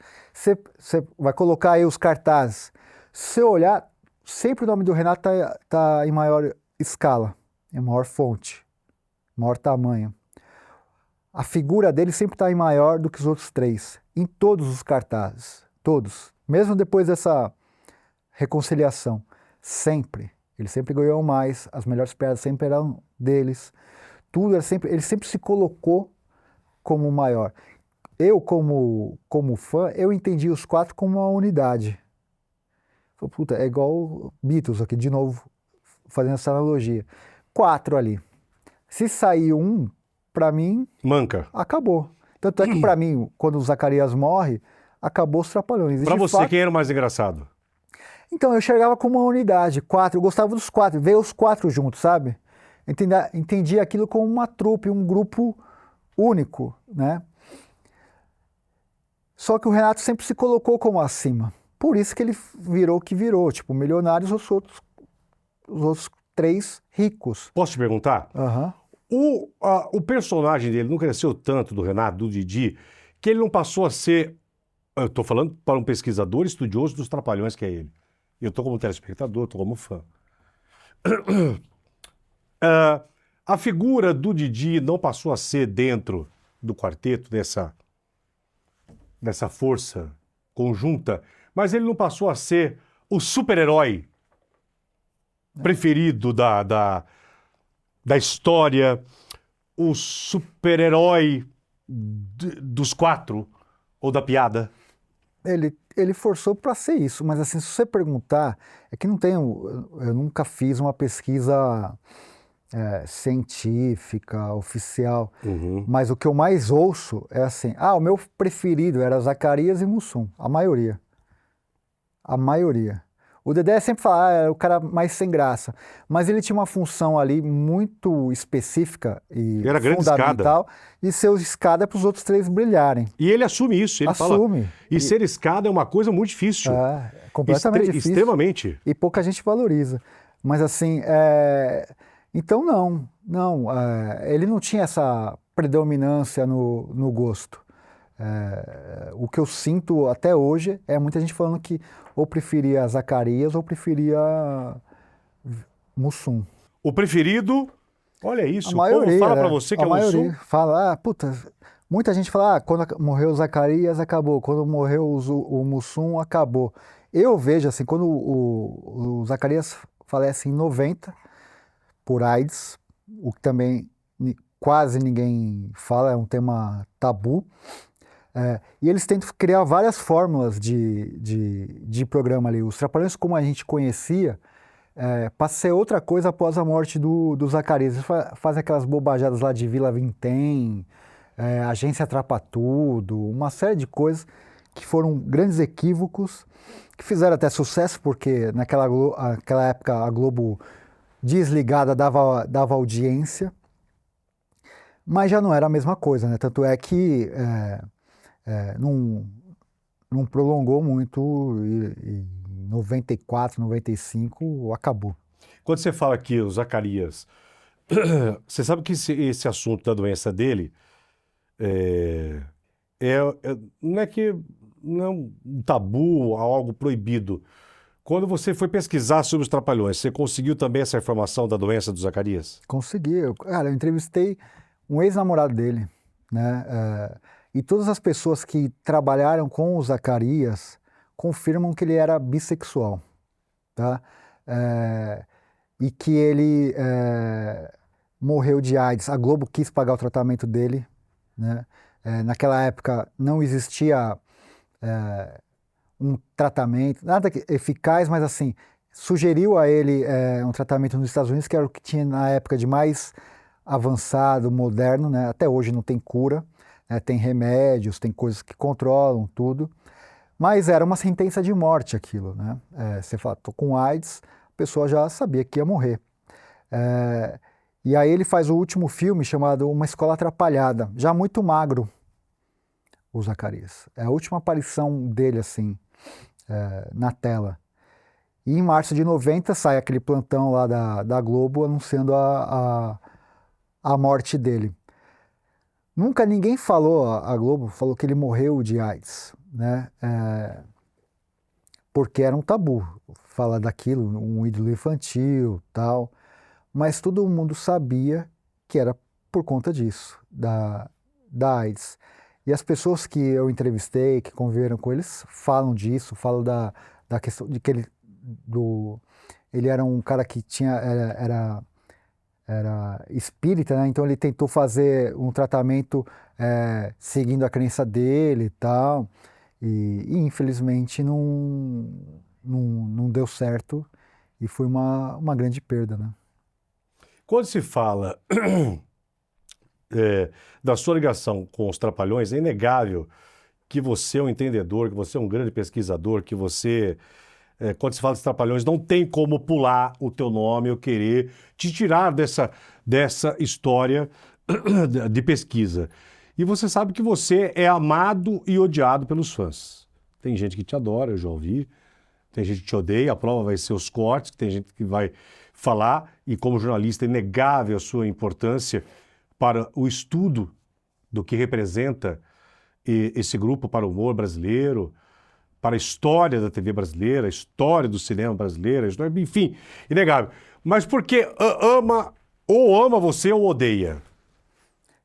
Por isso, assim, esses fãs, principalmente esses caras de fã-clube, eu chamo eles de parasitas, né? Porque são aquelas pessoas que não produzem nada, eles só replicam os programas antigos, tal, mas nunca se aprofundaram, nunca trouxeram elementos novos. Os caras nunca escreveram um livro, né? E nunca, acho que nem leram um livro. Então, e aí eles querem desmerecer minha pesquisa, meu trabalho, tudo, mas assim, muita gente fala, mas por que você está falando que o Zacarias morreu de AIDS? Cara, justamente para acabar com o preconceito, né? Para normalizar isso. À medida que eles falam que, quando falam que o Zacarias era bissexual, é no sentido de normalizar e de humanizar o cara. Né? Qual que é o problema do cara ser homossexual, bissexual? Então, quando eles falam para eu não falar isso, eles estão não só censurando, mas assim, é uma forma de preconceito para quem é bissexual, para quem é homossexual, enfim. Né? Então, esse tipo de coisa eu acho triste da parte deles. Né? Então, são pessoas que não produzem, que não estudam, que não investigam. E aí eles acham que eu quero, muita gente fala isso, destruir a infância deles contando esse tipo de história, sabe? Que o Renato passou o pé nos outros três, que foi desleal, que, enfim. Tem muita coisa que o Renato fez que de fato não foram coisas legais e leais para os outros três. Só que esses caras enfim, cara, que ficam dentro do quarto, sabe? Tomando leitinho quente de tarde. Esses caras, eles não estão preparados para esse tipo de história, por esse tipo de coisa. Eles querem aquela coisa aguinha com açúcar. Então, eles vivem me atacando, fazem meme, ameaçam, enfim, não citam os meus livros. Isso é de modo geral. Eu falei do filme do Mussum, tem um musical do Renato que os caras falaram assim, envergonhados no meu ouvido. Ah, puta, eu usei muito do seu... Mas não colocam no crédito, sabe? Nesse musical agora dele. O Adorável Trapalhão. Você foi assistir? Fui assistir, fui na você achou? estreia, cara. Gostei, achei legal. Eu acho assim que tem que ter homenagem, sabe? Mas o que custa colocar o crédito, falar, puta, ó, usei isso, usei aquilo, ó, obrigado, tal. Então esse tipo de coisa é muito difícil, cara, quando você tem um objeto de pesquisa. O Renato Aragão me odeia, a mulher dele nem se fala. Eu sei que você é amigo dos dois. Eu sou. Mas os dois me odeiam. E por que você acha que eles te odeiam? Acho não, eu tenho certeza. Me odeiam. Dedé Santana nem se fala. O Dedé Santana me comparou ao assassino do John Lennon, cara. Olha a loucura, entendeu? Eu vou trazer ele aqui. Posso perguntar isso pra ele? Pode. Você quer deixar essa pergunta pra ele? Não, faz duas, então. Então olha pra câmera aqui e quando ele vier aqui, eu mostro essa pergunta, vai. Não, ó, assim... Pergunta pra ele. Não, eu vou perguntar. Eu quero saber se eu posso falar um palavrão. Pode. Pode. Assim, ó, eu acho de verdade que o Dedé, cara, foi tão... Assim, ele foi lá no Mion, porque eu falei pro Mion, o cara nem não teve a coragem de me agradecer. Segundo, usando o sentido de o Renato chegar e falar pra ele assim, ó, não fala com o Rafael. E ele não fala. Tudo bem, o Renato paga o plano de saúde dele e tal. Cara, mas você precisa ser escada a vida toda, cara. Você não pode ter um pouco de personalidade, de falar coisas que você sente, que você... Porque eu acho que a ingratidão é uma coisa horrível, né? E, cara, quantas coisas que eu consegui, capa de jornal, eu falei, pô, pra jornal, Diário do Grande ABC, faz uma matéria, o Dedé fez 90 anos, faz uma matéria em homenagem ao Dedé. O cara nunca teve a coragem de chegar e agradecer. Não que isso me... Mas é uma virtude do ser humano ser grato. Ter essa sensação da gratidão. E a pergunta pro Dedé... Por favor, a pergunta agora pro Dedé. Bom, a pergunta pro Dedé é a seguinte, por que você nunca menciona, por exemplo, e você sabe disso, né, que o Zacarias era bissexual? Por que esconder isso até hoje? A causa-mortes dele, a personalidade dele. Você não acha que pode ser um respeito? Ele vira pra você, mas se ele te der entrevista, ele fala assim, Rafael, mas eu não falo que ele era. E se um dia ele te fala assim, mas pra que eu falar? Tá. Pra que a necessidade de eu falar a sexualidade de um colega que eu amava e que eu tinha a ver se ele deitava com quem? Fundamental o seu comentário. Porque o Zacarias... Ele não escondia, mas também não falava. Então todo mundo que conhecia o Zacarias sabia que ele era. Ele nunca escondeu. Nunca escondeu. Todo mundo sabe. O ex-namorado do Zacarias participavam como figurantes de quadros, do filme, entendeu? Eu acho que deixar o cara sempre no armário é uma forma de você não encorajar crianças, adolescentes e outras pessoas a falar, a explanar aquilo que sente, o que é, né? E é uma forma de manter o preconceito. Esse, para mim, é um ponto fundamental, né? E a outra pergunta é isso, cara, assim, por que essa analogia de achar que eu sou o cara que vai matar o Renato Aragão, ou assassinar o Renato Aragão. Ele me comparou ao fã do John Lennon nesse sentido, né? Falou que eu sou obcecado. Não sou obcecado, cara, eu sou só um pesquisador que escrevi 6 livros sobre os Trapalhões, uma dissertação de mestrado, agora o doutorado. Estou fazendo esse filme aqui, eu quero falar do financiamento também, Então, aproveitar por favor, que nós temos os 10 minutos finais. a sua E audiência. o que é esse filme agora? O filme é isso, o documentário, eu estou tentando há 8 anos lançar. Recebi recentemente o apoio do Arthur Duval, do MBL, que está fazendo uma vaquinha junto com o Pedro Bexiga. Precisa quanto para esse Cara, a documentário? gente está tentando levantar R$80 mil para fazer a edição do filme e jogar no YouTube. Bem, então quero pedir aos amigos empresários, vocês do meio, se você que está assistindo agora essa minha entrevista, e se você, Geraldo, eu quero ser o patrocinador, eu quero ser o colaborador, eu quero ser o investidor desse documentário. Eu vou deixar agora aqui embaixo as redes sociais aqui do Rafael, e você entra diretamente em contato com ele para você ter a sua empresa, enfim, ou como investidor, R$80 mil. Então está aqui embaixo e nós vamos deixar enquanto ele fala. Pois não. O que não é nada para o audiovisual, né? Se você fazer um filme de longa-metragem por R$80 mil, não é nada. Então, eu quero primeiro agradecer ao Pedro Bexiga e ao Arthur Duval por esse apoio, né? Os caras estenderam a mão para mim. São 8 anos tentando editar e lançar esse documentário e eles estão me ajudando nessa luta, né, para alcançar essa meta e colocar esse documentário, que eu falo que é o documentário que não existe, mas é o mais falado e aguardado da história do cinema nacional. O que vai ter neste documentário que você pode garantir que quando ele sair, estiver exibido, eu posso reprisar e falar, Geraldo Luiz, você tem isso aí, ele teve lá naquela data, e realmente o que vai ter de diferente? O que você já tem que você pode falar? Eu detesto essa palavra, spoiler, tá? Mas o que você fala assim? A pérola que eu tenho da prova de como pesquisador sobre obra Trapalhões no documentário é essa. Cara, todas as lendas e folclores que existem em torno dos Trapalhões, todas as perguntas vão ser respondidas e mostradas ali. Todas. Eles fizeram um documentário chamado O Mundo Mágico dos Trapalhões, comemorando os 15 anos deles. Eles contrataram um documentarista na época, um dos mais renomados, chamado Cyril Tendler. Foi lançado em 81 esse documentário. Esse documentário é o documentário mais visto no cinema até hoje, por conta da força dos Trapalhões. Só que é o seguinte, o que aconteceu com esse documentário? Quem contratou foi o Renato Aragão.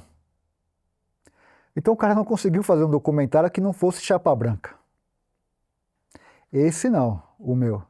O meu eu não faço concessão. Recebi ameaças do Renato, da Lilian, que vieram com o advogado para cima de mim.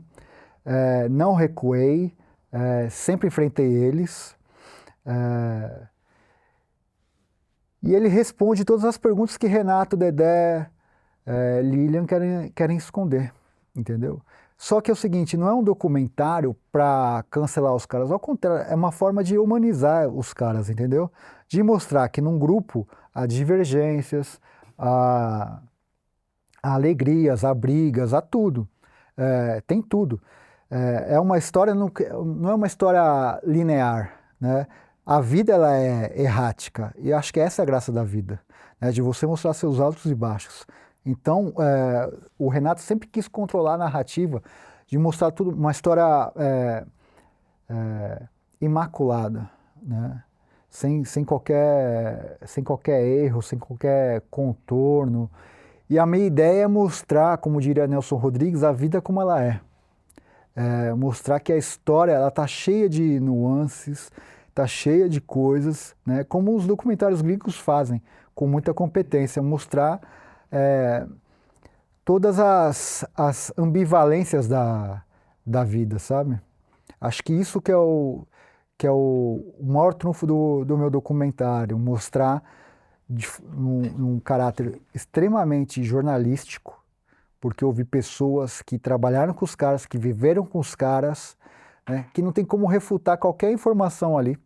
Porque eu entrevistei empresário, figurinista, ex-namorado do Zacarias, diretor, produtor, até o gerente da conta bancária dos caras eu entrevistei. Então não tem como ter um porém, uma ressalva em relação ao que eu alcancei, né? Sem contar que eu entrevistei Pelé, Angélica, cara, quem você imaginar, assim, o elenco é incrível, cara, do documentário. Mas nem a Globo, se quisesse fazer hoje esse documentário, conseguiria fazer e reunir o elenco que eu reuni. Entrevistei o dublê do Renato, entrevistei, cara, um monte de gente. O Renato tinha dublê? Tinha o Baiaco, que trabalhou com ele por décadas e foi o cara que Baiaco? Foi o ponto de virada no meu documentário, foi o Baiaco. Por quê? Porque o Baiaco foi o cara que foi o primeiro que começou a contar a história verídica dos Trapalhões, essa questão do Renato, da grana, da morte do Zacarias, dos conflitos internos, de uma série de coisas. Foi o Baiaco. Quanto tempo vai ter esse documentário? O longa... O longa? São vários cortes. O primeiro corte é uma minissérie temática em 5 episódios, realizada pela John TV, que vai estrear esse ano. Um episódio sobre eles na história em quadrinhos, na música, no cinema, na televisão e o legado. Vai estrear no YouTube esse ano. Realização John TV. E o longa-metragem, que é esse financiamento coletivo que a gente está fazendo com o Arthur Duval e o Pedro Bexiga, a ideia também é que estreie esse ano um longa em 80, no máximo 90 minutos, contando a história deles. Bem, tomara que seja a partir desse humilde talk show que alguém desperte para te ajudar. A pergunta que eu faço... Só um parênteses, eu lancei o livro do documentário pela editora Madre Pérola no final do ano também. Tem um livro, minissérie temática, longa-metragem, a minha tese de doutorado e ainda quero fazer a série em vários episódios contando todas essas polêmicas aí. Me diga uma coisa, Rafael, daqui 20 anos, a última pergunta, né? Como será lembrado os Trapalhões? Você acha que essa imagem, você vê, Mamonas, mas aqui teve uma comoção, aquela coisa toda, né? Mas enfim, tá aí. Daqui 25 anos, esse mundo que está tão acelerado, pessoas, né? Você vê que hoje do humor só tem meus hoje, a praça é nossa. Mas ninguém... Que decadência, né? Decadência do humor na televisão. Da televisão brasileira. Acabou a televisão aberta, o humor, não se ri mais com a televisão. Não. Televisão não é mais lugar para você rir. Não. Daqui 25, 30 anos, a imagem dos Trapalhões, como que você analisa que vai estar? Depois do meu documentário? Ou sem... Com... hoje é isso que todo mundo sabe, tipo, o que eles querem fazer, contar, tal. Com o meu documentário vai ser a história mais próxima do real. Vão enxergar o grupo de uma forma muito mais humana, concreta e real. Que acho que tem que ser, sabe? Porque é isso. Nem tudo são flores, né? Nem tudo. Nem tudo, nem todos. Nem todos. Nem tudo, nem todos. Olha, nós falamos aqui 1h35, dizendo o prazer que eu tive de te receber, de te conhecer. É valoroso porque dá trabalho pesquisar, independente de prós e contras, a gente sempre tem que ter o respeito, também a gente tem que se separar, principalmente quando são baseados em pesquisas onde pessoas falaram. E claro que eu vou estar curioso, já estou curioso em saber desse documentário, mas quero desse longa e te agradecer, Rafael, de você ter saído lá da tua casa e ter vindo até a minha casa aqui. Pô, que honra é a minha, né, cara? Eu ver essa pessoa na televisão ali, eu imagino que um dia ia estar do teu lado aqui.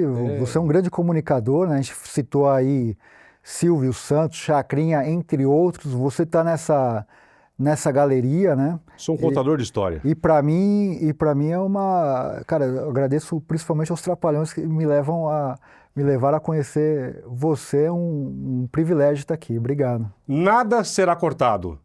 Nada. Quero agradecer vocês até agora, Geraldo, 1h30. Claro, a gente que ama Trapalhões, mas descobrimos outras coisas. Que vocês, por favor, busquem, vocês que amam ler, né, todos os livros aqui do Rafael, que vocês... Esse aqui, o último. E, por favor, quem quiser patrocinar, R$80 mil. Com R$80 mil, você também, a tua empresa vai estar entrando aí para só que tem pra 7 história. pessoas, cada um dá 10 pau, já... Você quer fazer a vaquinha aqui já? Já faz aqui, ó, já faz o Pix. Aqui nem se fala, né? Olha só como termina, como vai terminar aqui esse meu Já encontro. consegui, alcancei a meta, ó, já pode fazer o vídeo. Ai, meu pai. Rafael Spaca recebido aqui no nosso Geraldo Luiz TV. Importante você compartilhar. Dá o sino, dá o like, mas compartilha. Quanto mais você me ajudar, a gente vai crescendo, tá bom? Forte abraço, até o nosso próximo encontro.